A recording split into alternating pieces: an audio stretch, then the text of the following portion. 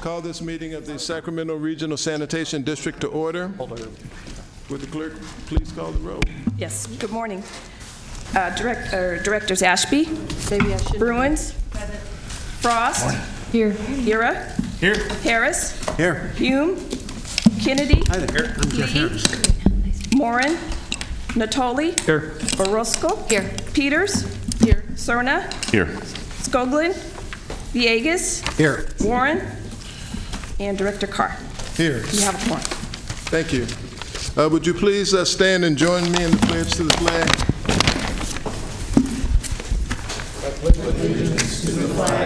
of the United States of America, and to the republic for which it stands, one nation, under God, indivisible, with liberty and justice for all.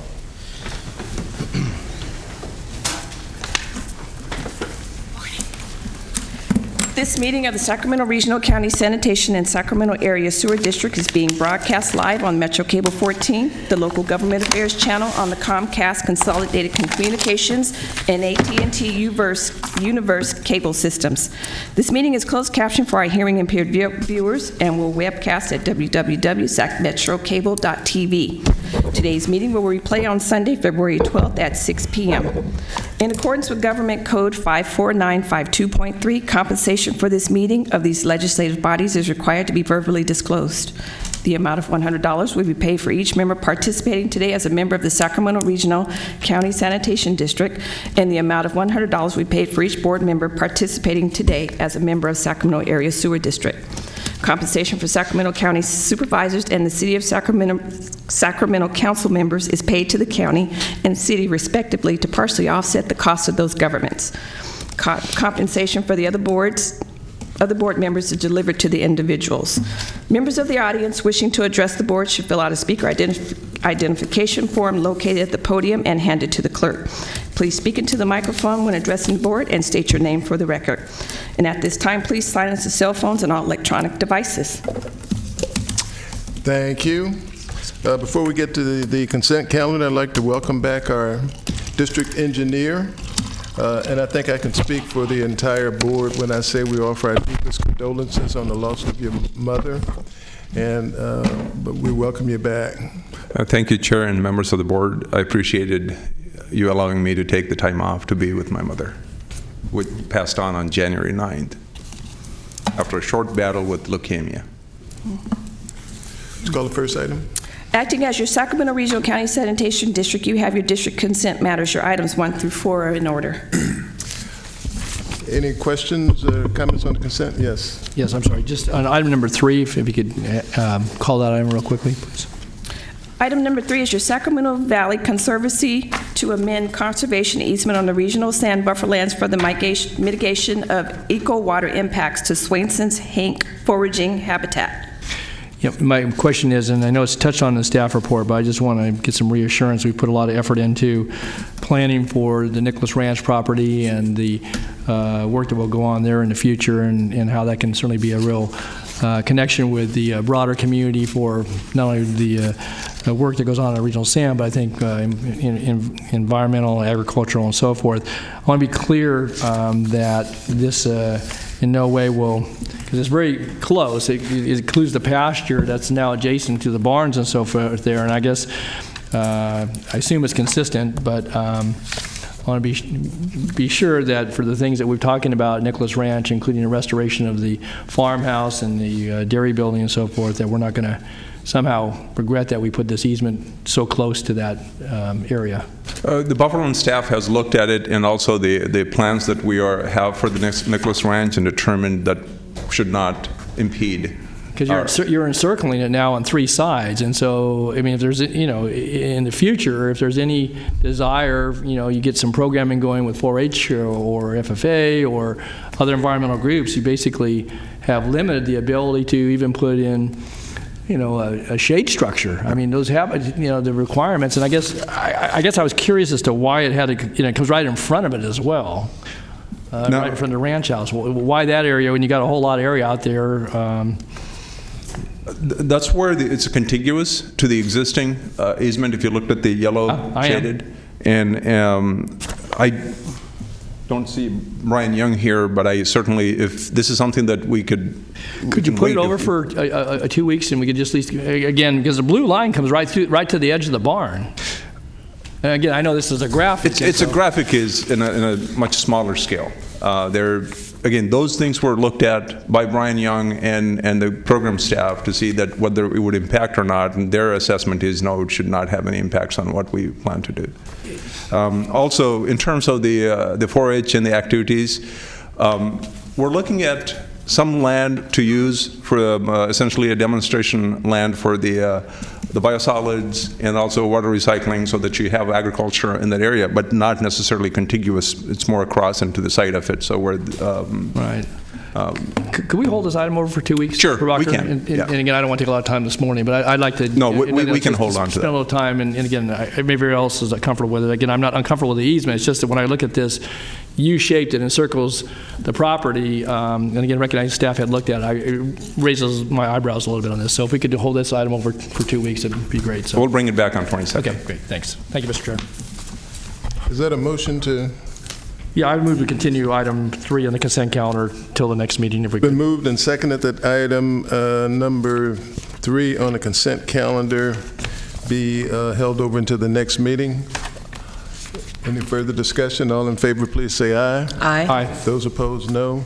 Abstentions? So that item is removed. I will move consent items 1 and 2. Second. We have a motion and a second for the consent calendar. Before we get to that, looking at item number 1 and item number 5, which is later on, I was wondering if our delegations are quite right. If there's, without objection, could we ask the district engineer to take a look at the delegations to see if they need to be modified and come back with recommendations to the board?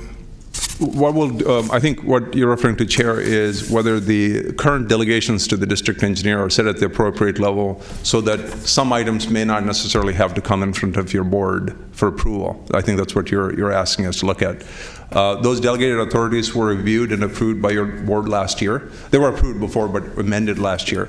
But I will bring back a discussion item after having looked at and see if there needs to be adjustments further up. So that some items may not have to come to your board. I think one example is approving of the plans for advertising for bid. Is it something that your board would want to approve, or maybe just to see as an information item?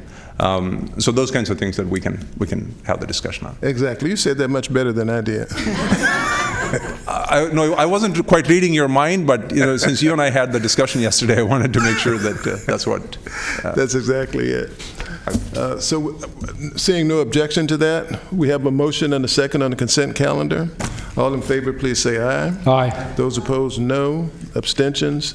The motion carries unanimously. Would you call the next item? Your next item is your public comment.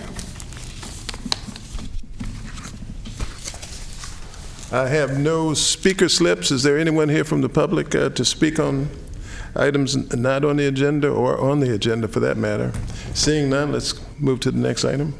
Your item number 5, still acting as your Sacramento Regional County Sanitation District, is the contribution of funds to Yolo County for abandoned boat abatement on the Sacramento River. Christoph, if he was here, he would be making the presentation. I'm sure he's held up somewhere on Highway 50 trying to get with this nasty traffic. This started out with a discussion from Yolo County, talking with Director Villegas and also some discussion with Director Peters.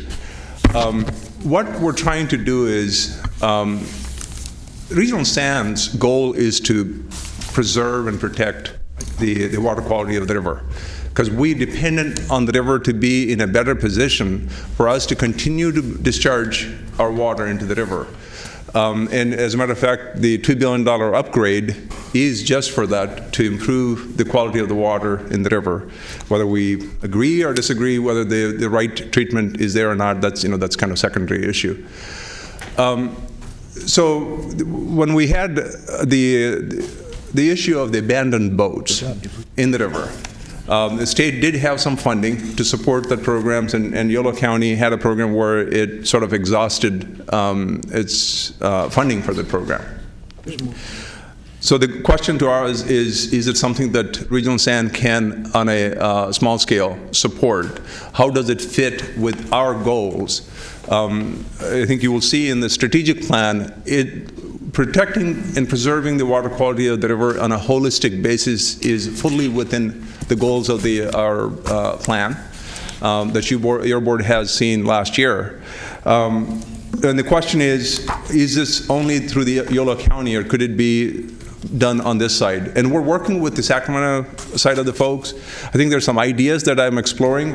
For example, working with the water agencies on this side of the river, where they use water for the drinking water purpose, so which they would directly benefit from keeping the water clean. For example, Sacramento County Water Agency and the City of Sacramento have intakes in the Sacramento River.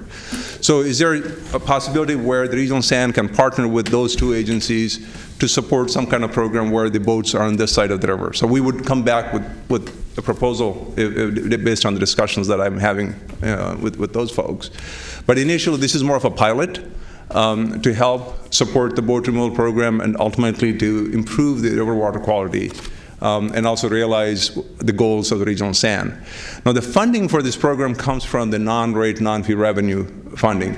As your board know, that the first dibs on the program money goes to the Sewer Lifeline Rebate Program, and roughly about $1.5 million or so of that money, close to $2 million a year, go to that. Today, we're getting roughly $3 to $3.5 million. And some of the money until now had been allocated to the industrial rate incentives, which they're kind of winding down because of the adjustments of the program. And we plan to bring a discussion later and have a kind of a small subcommittee to give us guidance in terms of where that money should be spent in furthering the Regional Sand's goals. But in the interim, our recommendation is to approve, have your board approve a $25,000 funding to Yolo County to continue with the boat cleanup program and help realize some of the goals that set out in the strategic plan. Okay, I have a question for Mr. Natoli. Thank you, Mr. Chair. More a comment than question. I think that this is a good approach. I think the partnership that we have helping certainly keep our rivers and waterways clean, but I think the work that we've done collaboratively over the years, this just highlights it and I think enhances it. And to your staff report on Goal 6, where we take action to protect the Sacramento River and Delta watershed through holistic and sustainable approaches, and obviously the Goal 7 speaks for itself. I just believe that there's any number of projects, and again, as far as cleaning up the boats makes sense to me. And if it, again, this is a pretty modest request. I know we've had reports to our board over time, and just removing one large boat can be multiples of $25,000 because of having to handle the fuels and the hazardous materials that are left on board. Oftentimes, some of these may be smaller craft, and so easier to remove. But once they sink into the water, it's a major undertaking.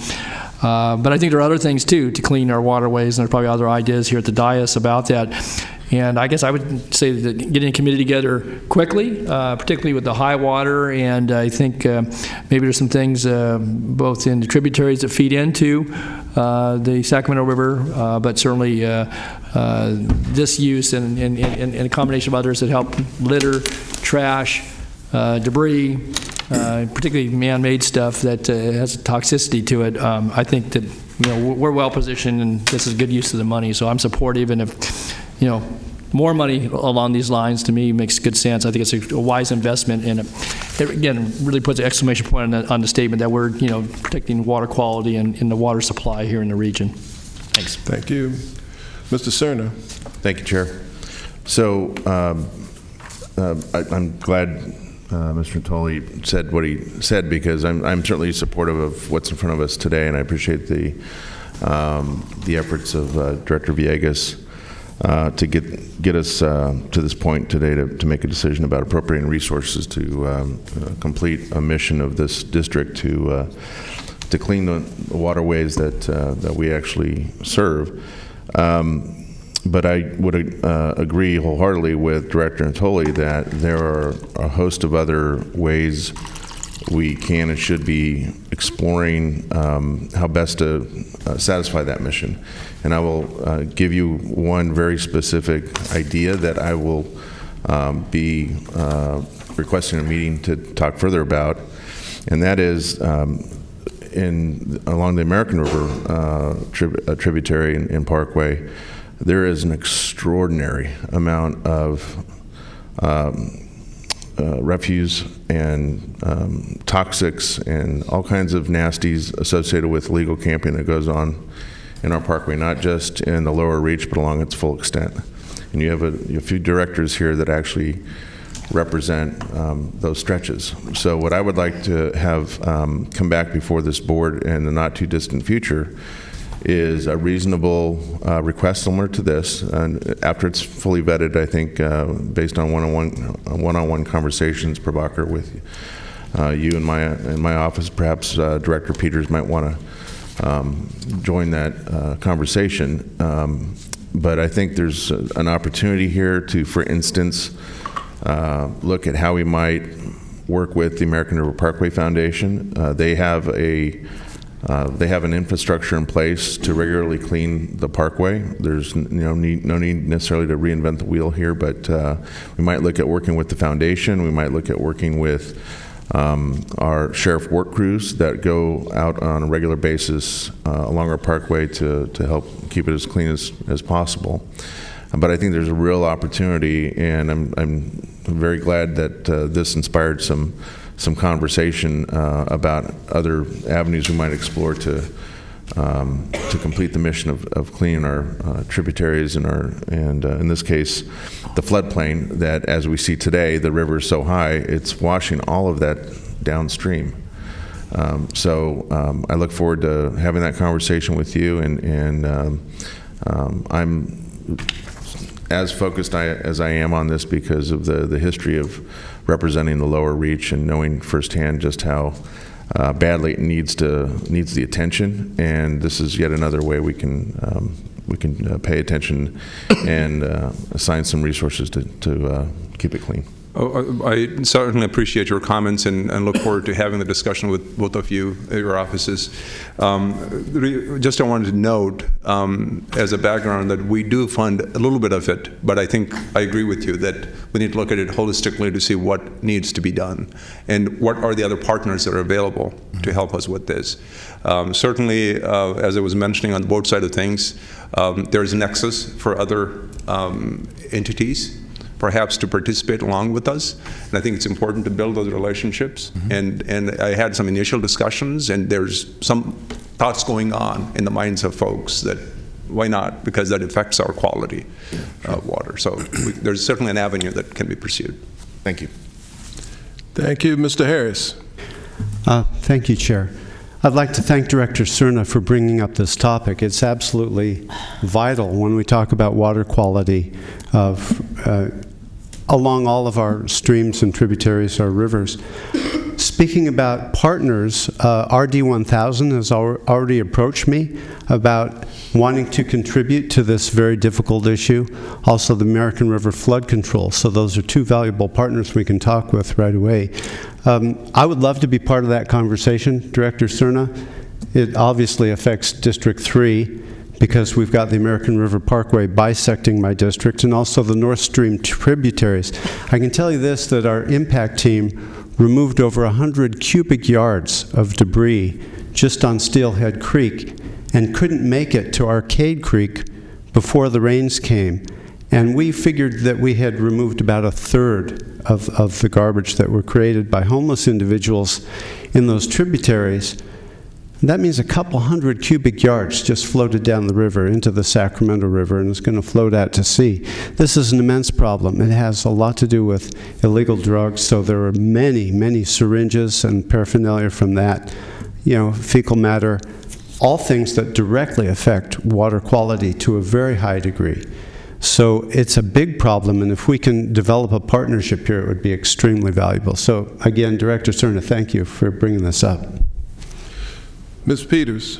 Thank you. I'm happy to join you, Phil. Been complaining about this for some time, and when we talked about this a couple weeks ago with the Sacramento River, I hadn't thought of the creeks, but certainly some resources for you to talk to before we have the meeting I think would be helpful. Department of Water Resources would be one, and we have in addition, we have the Creek Week, where people go out and clean. So we have a lot of people doing, trying to work on the creeks, but in the last couple of years, the homeless have really taken up our creeks, and lots of unpleasant things left in the creeks. So I'd also put a call in to the homeless coordinator for the county and maybe the city, if they have the locations of where the greatest number of homeless have been camping out. Wouldn't you think that'd be? Yeah, and also probation. Probation's been very good about assigning their youth detention work crews also to help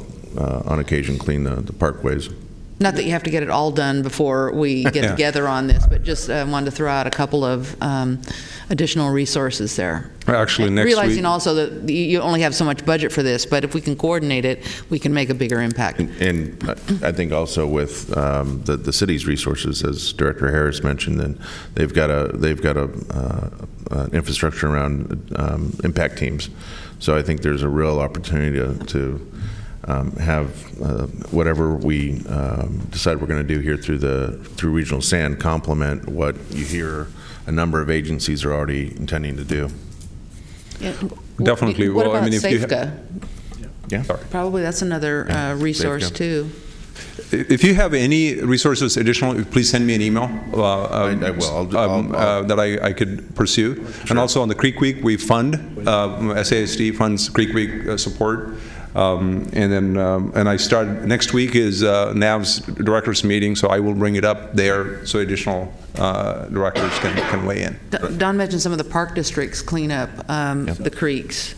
Also Southgate, CSD, they probably have money. Some of the.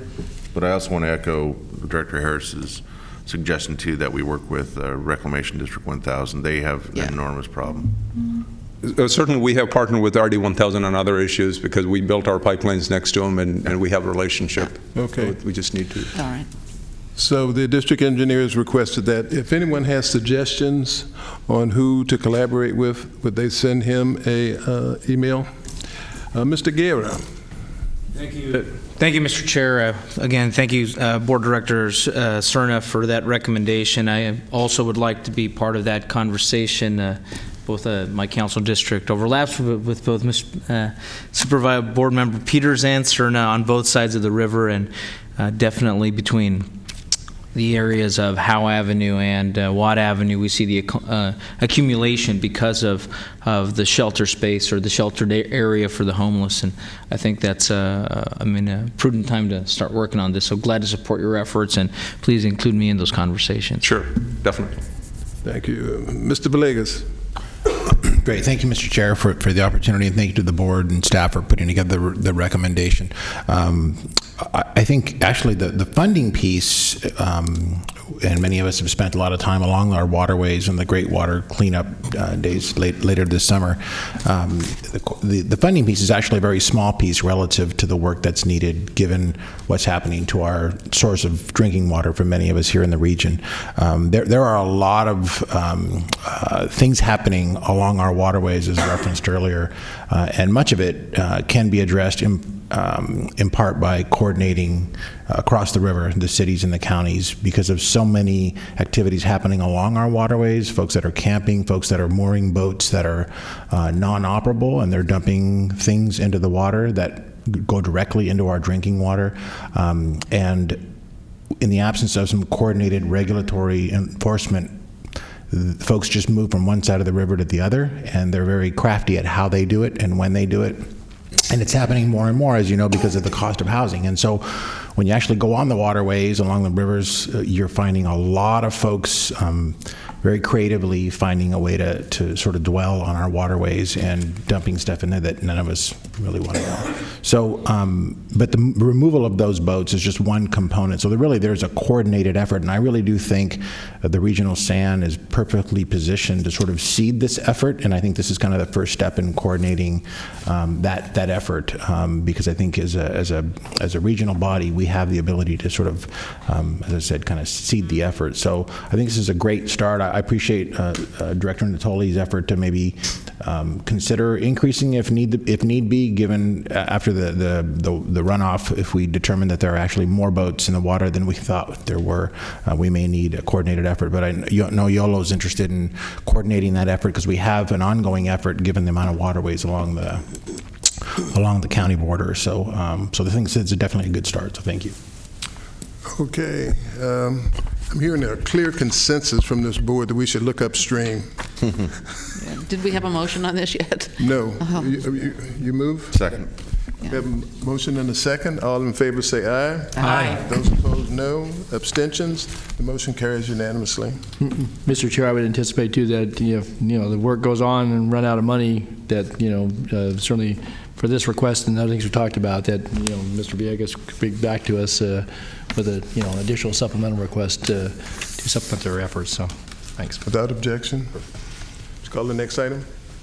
Acting as your Sacramento Regional County Sanitation District and your Sacramento Area Sewer District, you have your district separate matters, 2017 legislative and regulatory policies for the Sacramento Regional County Sanitation District and the Sacramento Area Sewer District.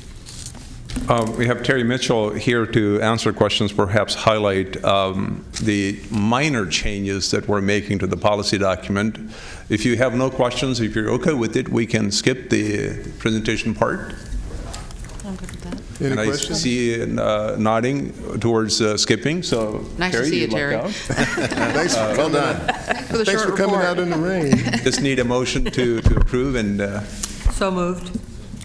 We have a second? Second.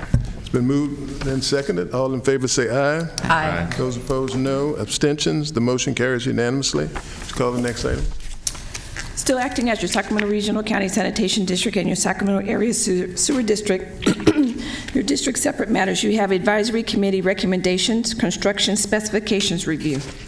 I'll kick this off and then have Lisa sort of finish it, although she'll do the major work here. I just wanted to give you the background as to why we have this item here. Some of you probably remember more so than others. Last year, we had a lot of protests in the award of our contracts, especially related to the Echo Water project. And your board has asked us to take a closer look at the construction specifications and see if there are any changes that are warranted. A subcommittee was formed in April, and later on, the district council's office has retained Myers-Nave to do an independent review of the specifications. The subcommittee members, I want to acknowledge them, Director Harris, Director Hume, Director Patrick Kennedy, and then we had Director Hansen, and then Director Skoglund, who is not here today. So those were the members that were part of the subcommittee. And Myers-Nave prepared their assessment, their review of the specifications, and made some recommendations. The committee, although not every member, there were only a few of them could make it to the follow-on meeting, reviewed the recommendations, and generally felt those are the good recommendations for changes. And they're summarized here, and I'm going to turn this over to Lisa to sort of quickly explain what they are. And what we're going to ask is for you to give us a direction in terms of whether you agree with those recommended changes, and we will go back and prepare actual specification language, essentially to carry out those recommendations and bring back for one final approval. So, with Lisa. Sure. So just two overarching comments, I guess, before I delve into the recommendations. As Prabhakar said, we did hire Myers-Nave, who has a practice group that specializes in construction litigation. They thoroughly reviewed our bid specifications, and in good news, there were no glaring errors. There were nothing that they thought we were doing incorrectly or that weren't properly addressed. They also acknowledged that bid protests are kind of a way of life, and they're increasing as the competition for public projects increase. So the fact that we had bid protests doesn't necessarily mean that there were issues with our construction specifications. So I thought that was kind of good news as well.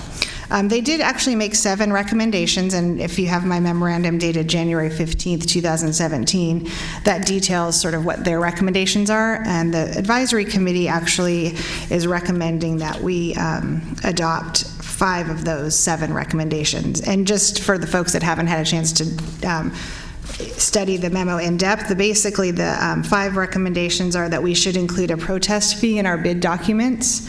And as Prabhakar said, we would develop that fee based on the reasonable cost for staff to address a bid protest. There are many jurisdictions in the state that do require that. It has to be a reasonable amount, and it can't be a deterrent. So that would just be something that we need to figure out the proper amount. The second recommendation is that we would have legal peer review of projects in excess of a certain threshold. Again, those would probably be more of the larger value eco water projects.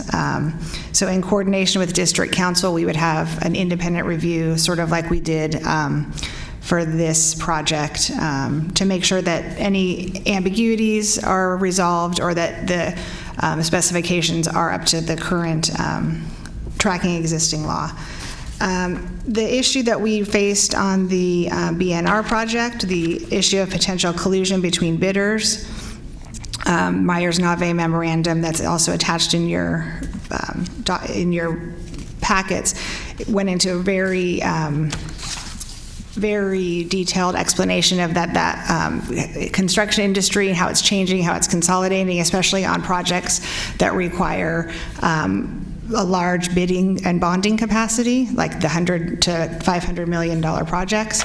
So that issue is being addressed sort of throughout the state. To solve that problem, we recommend that we simply require, if there is an allegation of actual collusion, then that would be something that we would look into. So we would be changing our specifications to kind of just make it more clear that companies that are distantly related or somehow related could bid. You'd have to show actual collusion, which is what the Public Contract Code requires in order for a bid to be rejected.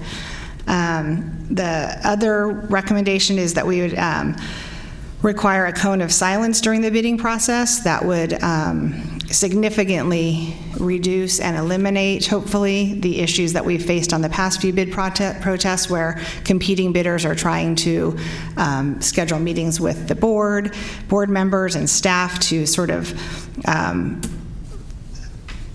put their positions forward. As you all know, the Public Contract Code requires that we award to the lowest bidder. There shouldn't be any communication regarding positions, and that could all be addressed just at the board hearing. So that's something that we strongly recommend. And a lot of other jurisdictions have that cone of silence as well, including, I think, to some extent, the city of Sacramento. And then the last recommendation is that we just make sure that our bid protest procedures are more clarified. Rather than adding additional layers like hearings and hearing officers and other boards making the decision, we just want to make sure that the specific procedures that we have in place right now are just more clear, so that there's no confusion as to who makes the decisions and the recommendations regarding bid protests.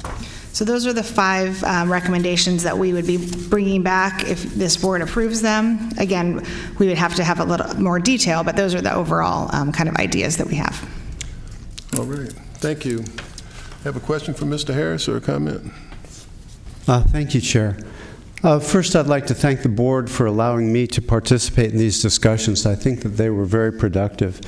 As this board knows, we have spent a fair amount of time on bid protests, and they have gotten a little bit messy.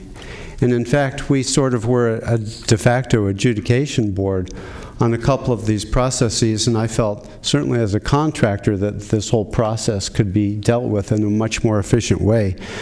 I really support all of these recommendations. I think it was pretty much unanimous on the committee, and our council, I think, is on board with these too. So I'd like to move the item. I think that this will be very fruitful for Regional San overall.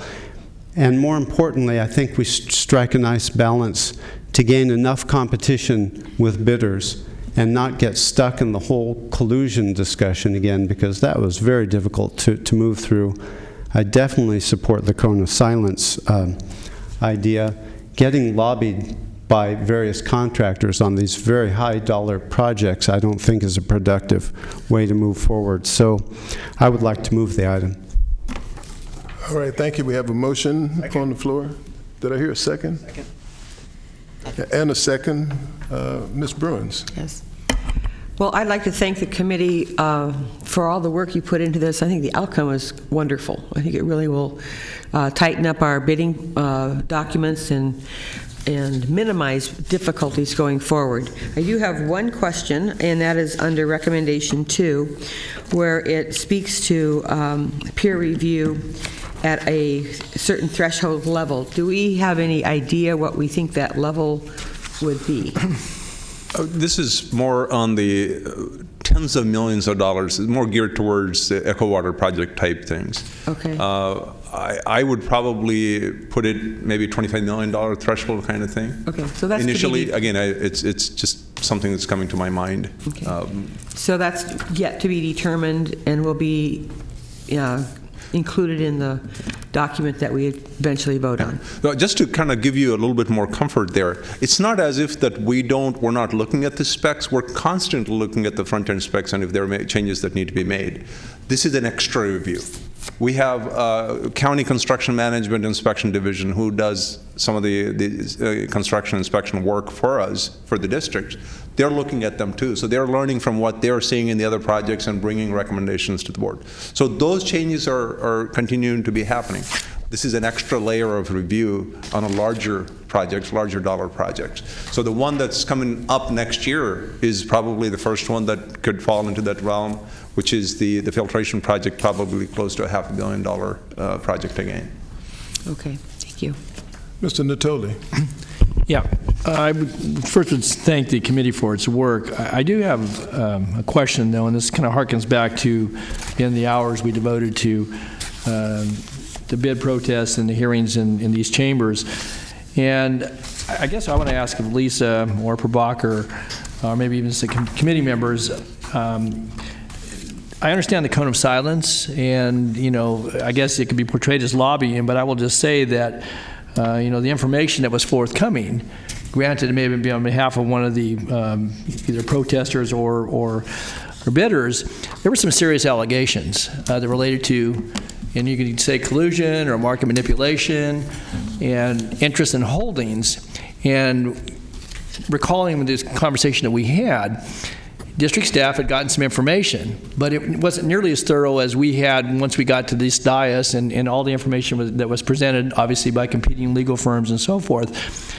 And I guess I would just say that I understand why you would want to prevent any contact with board members, yet we still have I think, not only a fiduciary responsibility for the public trust, but also from the standpoint of folks that bring information forward. And yes, that can be channeled through district engineer, district council, and so forth, but those are channels that don't come directly to the board, the folks that are seated here that ultimately have to make the recommendation. I guess I would just say when you get allegations of those sort, not that they were discounted by staff, but there were serious ones, and we spent a lot of time because it wasn't really clear. And yet, people here at the dais that have, devices that can get current information. We're looking at stuff that even district staff didn't have at the moment, looking at holdings and pronouncements about we got the bid award and so forth in advance of us even having made that decision. And so I'm a bit concerned that you cut off any communication in a way that may not allow folks to voice those, and then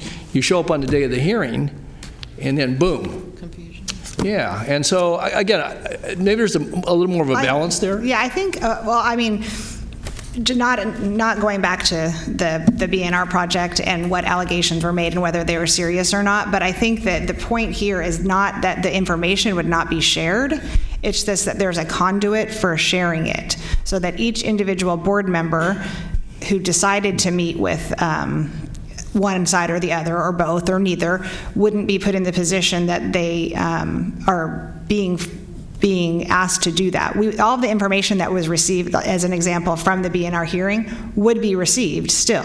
It may be received through the district engineer and then passed on to the board through the district engineer and the recommendations. It would not prevent at all people from coming to the board hearing to argue their point, but it would just be an even playing field. so that somebody who hires a big law firm wouldn't have an advantage over somebody that didn't hire the big law firm. I mean, that's what we had in that situation, where one person hired, one entity hired one firm, so then the other entity had to hire somebody to, do battle against that firm. So I think for me, from a perspective of fairness, and the point of the Public Contract Code is that, as it states in Public Contract Code number 100, the intent of the legislature in enacting the Public Contract Code is to achieve the objectives of eliminating favoritism, fraud, and corruption. So yeah, I get all that, and I think that's the purpose of this board, Lisa, was if there were allegations. Again, I'm not going to go to the degree that they said it was corrupt, but that's what was being ferreted out. I mean, we did it in a very public setting, but again, there are time limitations, even though we spent 4 hours that one day talking about it. And so I think, and stuff was piled up here, even we came in here, stuff that was received that morning. So again, I'm not uncomfortable with having, certainly a level playing field, but I want to be clear about the responsibility, because it's one thing for you as council, you as district engineer, to give us your best recommendation and take on it, and we depend upon that. Ultimately, though, with all that input, each of us has to arrive at a decision and be comfortable with the vote. And in that case, there was there was some dissension on this issue, not because of bad staff work or, but again, because there was a pretty fine line there on that particular matter, and that may be the only one example that we'll never visit again. So I raised that issue because going to a cone of silence basically puts earmuffs on and silences. Well, it does. I mean, you're saying you're basically telling, you're going to instruct us. And if we're serious about that, we're going to adhere to that. And you're not going to meet with anybody. You're not going to take phone calls. You're going to say it goes through the person in that position and that position, and that's how we get our information. And well, I mean, you could also put in safeguards if you're concerned that staff or council wouldn't be providing all of the information. I know. I mean, I'm not saying that you're saying that. I know, but so all the information could still reach you. It's just the way that it reaches you would be different. And again, everybody's different, and maybe people like to have that dialogue, so that's why it's up to each individual board member. But it's not going to be anymore, because basically you're going to say to bidders, I mean, we will judge for ourselves. Obviously, we make decisions about, but if there's integrity in the process amongst everybody that sits here, then you tell bidders, one, you don't contact, but if that contact's made, then we have an obligation to declare. And then what I take is that you either can't vote or it disqualifies them. And so it's serious, and it's intended to be that way. But I wanted to have that conversation before we vote on this morning, because if we go down this path and we're all comfortable with it, but that basically it puts that wall between us and them, using you as the appropriate channel and filter. Okay, if that's what we do, that's what we do. But then that restricts each of us and whoever sits in these seats from then having conversations with folks about anything doing with those bids. Until the day of the board hearing. Huh? Until the day of the board hearing. Yeah, until the day of the board hearing. Right, yeah. and then if those conversations lead to more questions, then you would have to continue it. Or we have to declare, and then if we declare, then they're going to say, well, you talked to that board member, you clearly said in the bid spot, you're disqualified. You mean outside of the process or at the hearing? Yeah, outside of the hearing. Correct. Yeah. Yeah. So that's a big step. Just one more thing to emphasize, and of course the board can do approach this issue as you want, but all the information, just using that BNR as example, all the information that was presented to the board through all the various ways, because I think all the bidders provided everything to each board member. As far as I know, there wasn't one. No, it wasn't. Right. So all the information under this cone of silence would still have reached the board, the same amount of information. It just might have, the only thing that it would have prevented was the individual meetings with each board member, and then having to decide whether or not that happens. But let me just point out the practical part of this, and Susan just mentioned exactly what was on my mind, is that, having that stack of information, some of it came in and it was being, again, channeled and, given multiple copies of that. But to come here in the protest setting and have a pile or have it on multiple pages on your screen, and then try to decipher that, listen to what's being said, listen to colleagues, listen to you and to anybody else, presents a pretty big challenge. Not that we couldn't continue things, but there's the time sensitivity and bid periods and so forth. And so I'm just indicating, not that would be corrected by allowing some contact, but it certainly allows you then, if you hear from somebody, then you can call Prabhakar or call you and say, well, this is being raised, what do you think about that? But doing that in this setting I could see prolonged hearings that could go 6, 8, 10 hours. I mean, very honestly, because in fairness to decisions, when you're making hundreds of millions of dollars in decisions and all that's on the line, and you've got high-powered attorneys that channel it through you, but then they're going to be here. I don't know. Again, I just see some practical potential for problems here, but again, I'm not saying I wouldn't support this, but then you're saying everybody over here, you're not speaking, and that's the word. Don't meet, don't speak, and then you need to instruct this board, make sure that an orientation for folks to come on here, because it may jeopardize the ability to vote on it, but it also jeopardizes their ability, because that gets revealed. They're out of the running. That's what I read here. So. Mr. Natoli, do you wish to make a substitute motion? Well, I wanted to talk about it. I mean, the motion's on the floor. I hadn't really come. I thought we were going to give direction here, and again, I'm appreciative of the committee work, but this is outside of having read this last night. I mean, my first kind of visitation in the sense we had those protest hearings. I wanted to raise those issues because that's what occurred to me as I read it. So I'm sharing that. So maybe it brings some other thought here this morning. Again, if there's clear direction around this and everybody wants to go in this direction, I can accept it. But I think that we just need to talk about what the consequences, implications may be. So, thanks. Another option is if we want to hold off on this recommendation, we can, because I don't know when the next project is going to be awarded. But this is something that you could bring back, and we could provide other examples of jurisdictions that have similar cones of silence, because I know there are several around the state, and like I said, including to some extent the city of Sacramento. So we could definitely bring back that if the majority of the board is inclined to do that. I'd like to add maybe just one more minute of discussion to this, if I may. I think the timing of when you receive the information is also a problem. You're correctly pointing out in the BNR situation, we were getting until that morning.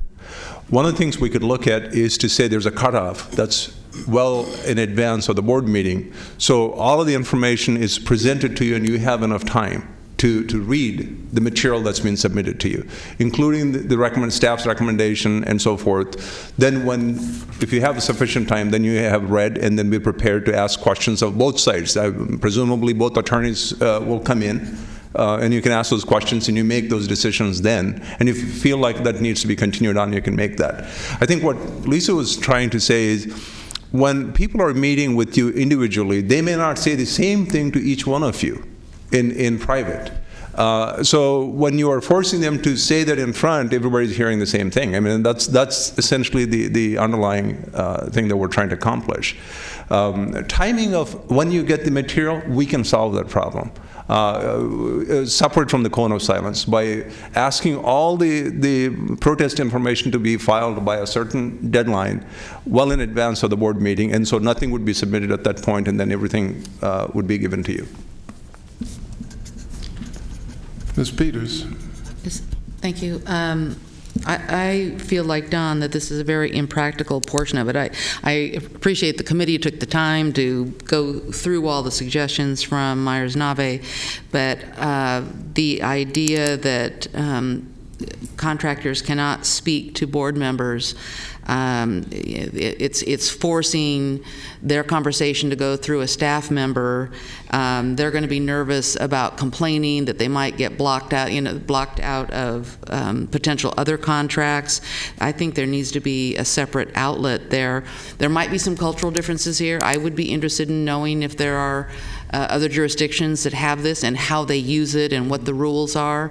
There might be, I mean, I'm not an expert in this in any way. I know even at the county, when I have people come into my office to talk about something, if I haven't already learned about it, I'm sitting there like a, Humpty Dumpty on the fence, pretending to be knowledgeable when I've never heard the issue before, and staff has already talked about it, and I don't like that, and that's what I would have felt about that. And then I agree, we have, in all the boards that I'm on for the county, people are allowed to bring things to the dais, information, and while you're trying to listen to them and listen to staff and read the material, it all misses out on the information. And then, you know, in local government, you have much more contact with the public than you do at a state or federal level. You know, the grocery store lobbying that goes on. So what are you supposed to do if somebody is, you know, signing up for a contract and you're buying carrots and they want to talk about it? You know, you have a scene in the grocery store. So can't, you know,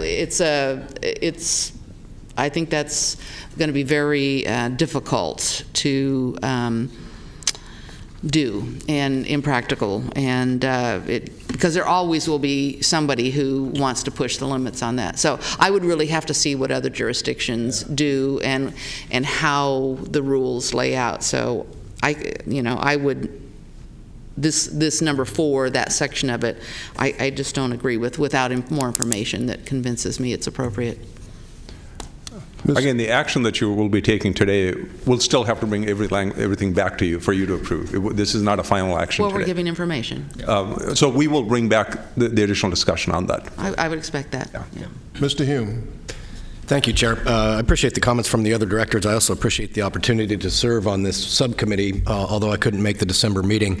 If I had been able to, I would have raised my issues there. I think, and I'm glad you just made that clarification, Prabhakar, because I'm getting the feeling that this cake isn't fully baked yet.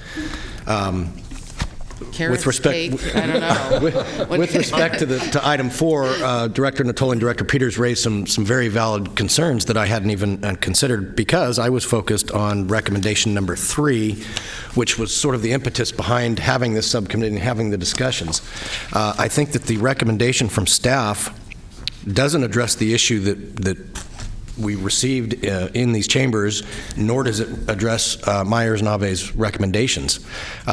Just deleting the first 2 sentences does not do what Myers-Nave recommends, which is have them disclose if there's a common ownership interest. And I think that was the issue that this board struggled with, is that whichever company was awarded the bid, the profits flowed up to the parent. Yeah. And that's problematic, and it needs to be disclosed. And so we need to have something in our documents that address that issue, not just sweep it under the rug. Because if we only hang our hat on actual collusion, who's the detective that's going to uncover that? I think there's a reason that we want to know the information. Doesn't make it improper, doesn't make it disqualifying, but it puts it on the table for consideration. So I think item number 3 of the staff recommendation needs to be retooled a little bit as well. Mr. Harris. Thank you, Chair. So I'd actually like to amend my motion to reflect the director's concerns, so that you come back with an analysis of how Kona silence has worked in other jurisdictions, and also address Mr. Hume's issues. You know, the focus of the committee was largely to undo the logjam of things getting tied up at the board when projects were so urgent. You know, it puts a tremendous amount of pressure on the directors when Prabhakar comes and says, you know, if we stall this contract for a period of time while you guys are deliberating, that it affects the overall project. And so we were trying to come up with recommendations that would speed the process so that this board did not spend so much time on bid protests, but we got to the actual place where we could make a decision on awarding a contract. I still think that these recommendations are valid, but I appreciate your concerns. So this item was to provide direction, and I think that staff has a fair amount of direction. So if you will come back addressing all of these concerns before we take a final vote on these items, that would be my motion. Would you repeat your amendment, please? So my motion is for staff to come back with recommendations about the Kona silence and about the collusion language that Mr. Hume came up with, to specifically address those items when they come back with these recommendations again for board action. All right. And I think Mr. Kennedy seconded. Do we even need a motion? Do you second? Do you accept the amendment? Okay. Just point of order, do we need a vote on this? Isn't this just giving direction? We can continue this item and bring this back with the following amended discussions, if that's how we would like. Well, I'm just looking at the item itself, and it's just to provide, your board provide direction on implementation. Yeah, okay. So we're not really voting on anything today, are we? Lisa? Correct. Well, in order to give direction, the board has to have a Well, I mean, consensus, you right? can give consensus, verbal direction, we can follow it, or you can make a motion. It doesn't, either way is fine, I think. Mr. Kennedy? I'll do my best to remember what my comments were. A couple of things. First of all, I certainly understand on the surface Director Natoli, Director Peters' comments regarding, and there must be a better legal term than the cone of silence. But, you know, and let me just say that the thinking was, and I think it's obvious, but I'll state it anyway, and that's for more transparency, so that, again, everybody is seeing the same thing. It does level the playing field. As an attorney who has represented people who have been in the cone of silence rules, I can tell you that it does level the playing field for those that are submitting bids and can only afford to hire Patrick Kennedy rather than Orrick. So, I mean, it actually is something that I've seen work in other jurisdictions, so I'd be happy to see what other jurisdictions are doing. Regarding the other issue, Director Hume brought up, I believe that one of the things, and we did talk about this at the first meeting when we were all present, was more reliance on the affidavit, which is a legally binding under oath document. So I think that needs to be really clear in whatever direction is given. Right, so to address that issue, the recommendation that staff has made would make the reliance solely on the affidavit of non-collusion. And I think that was the purpose of it, making it more clear that that is. So I think there was a misunderstanding here, and I heard it too. I mean, as Director Hume said, that we would be an investigatory body to be detectives to find out if there was indeed collusion. The affidavit actually comes with it very severe penalties. And I think that's what we had talked about. It's my recollection as the committee was that was adequate to get us over this hump. I also don't want to make too much of this. I mean, there's not going to be another BNR. Well, there's going to be a TTF. It's a different acronym. And but it's a VNR, like, you know, not much light. But this or isn't actually more, I don't know. This isn't something that even the bizarre happenings that happen at this board, you know, we see on a regular basis. True. So. True. Those but would be my as comments. Myers-Nave points out, the construction industry is consolidating, and so it could be, you know, it has been raised on large projects throughout California, more recently. So it's an issue that we should be prepared to address. For Oh, our I agree. next We all agree that we should be prepared to Right, address that. We're just right. talking about It's just how do we address it? Is Right. the question. So, and just another follow-up on yours, you don't want to be an investigatory body for non-collusion, but if we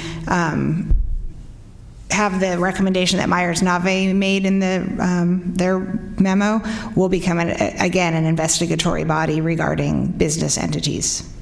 So it's kind of a trade-off, I guess. Mr. Lee?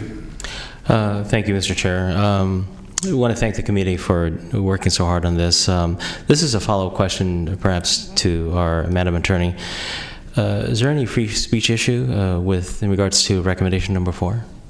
No, because we're not allowing them not to speak. We're just saying that there was a reasonable time, place, and manner restriction, which is that they have to present it via a process, and that they would have the opportunity to speak to the full board versus individual board members.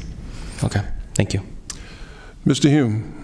Yeah, thank you, Chair. I don't want to belabor the point, but again, my issue is not solely with actual collusion, it's with the ownership structure. And so I appreciate the point about the affidavit, and maybe the affidavit needs to be amended to say we have no common ownership with any other entity or something to that effect, to where they're and if they do, they state it. That's all I want, is I want it on the table to be considered if there is a commonality in ownership. Okay. Well, first, I'd like to thank the committee that worked on this. This is a sticky issue.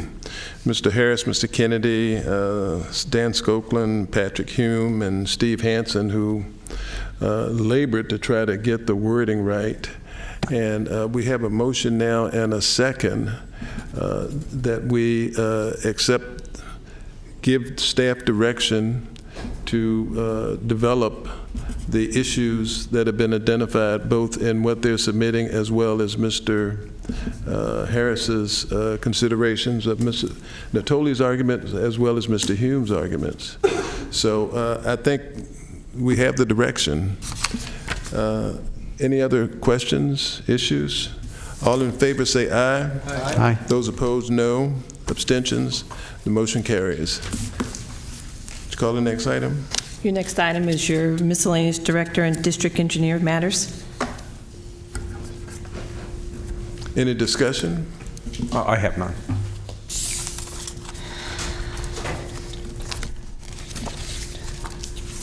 Okay. Is there a motion? It's just, Mr. Yeah, I would move it. I just would draw attention to my colleagues on item 9 on the disclosure form. That'd be important to, before we cast a vote.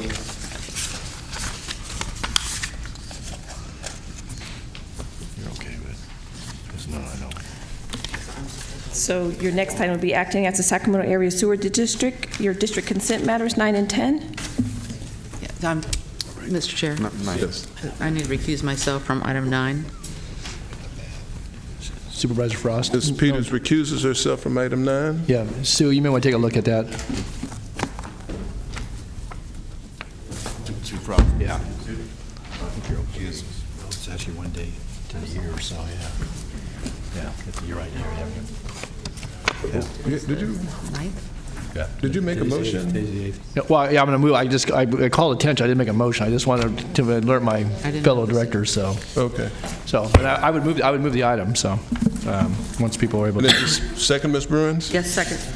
Consent has been moved and seconded. All in favor say aye. Aye. Those opposed, no. Abstentions?